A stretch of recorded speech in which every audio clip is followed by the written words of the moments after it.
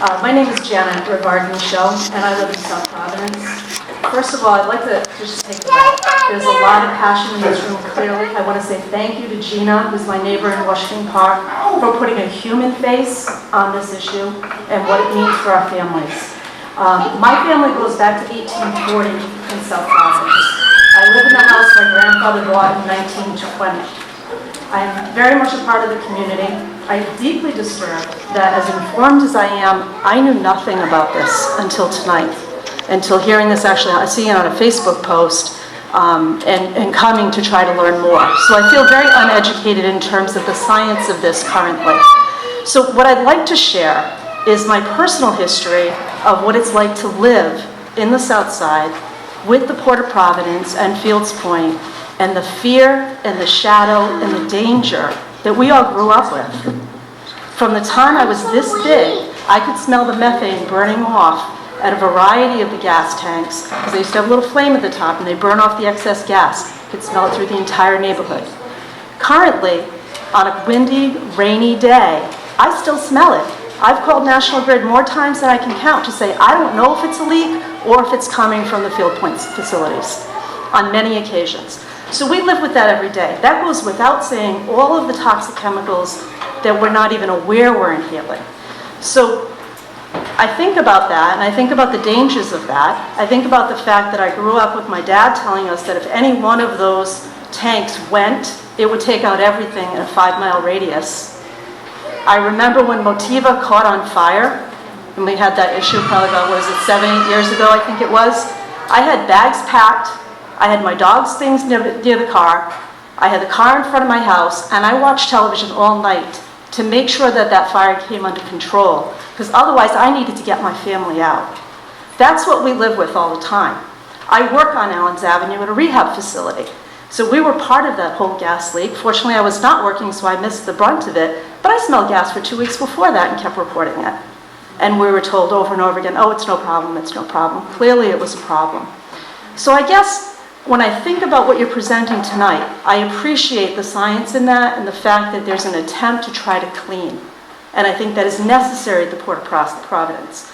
My question becomes, why add to what's already there? Because anything that you're talking about with remediation presupposes that there is a project coming.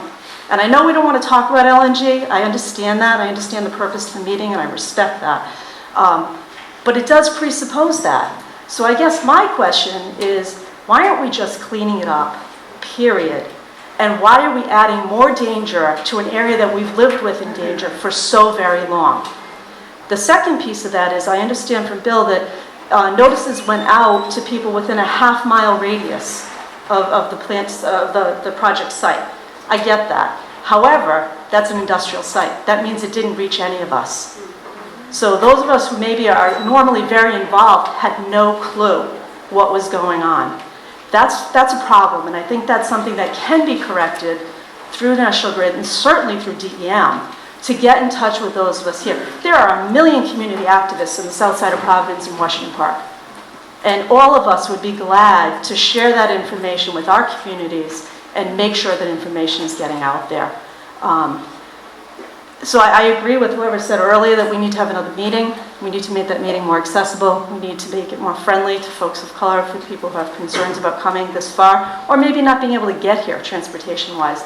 And I get that that's hard. You can't always find a place. So those are the thoughts that I have.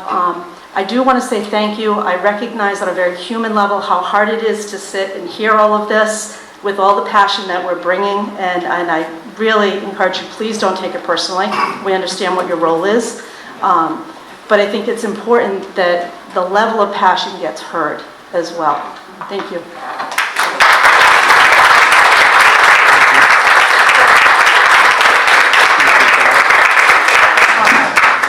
I do want to address the mailing. Again, I went over this just a little while ago that, we do have a very specific mailing list that we do follow for the public involvement plan.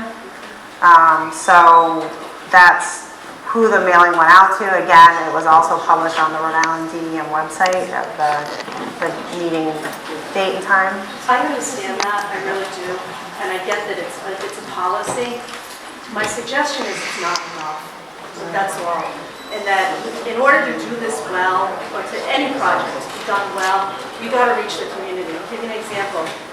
When the Family Aid Center for Treatment and Support was being created on Oxford Street in Providence, the people who were organizing that went to every single house in a 6-block radius and said, here's what we're doing, here's why, are you okay with this, do you have questions? This is a big area. It encompasses much more of the city than it appears to from the DEM requirements, and I'm just asking you to go beyond that.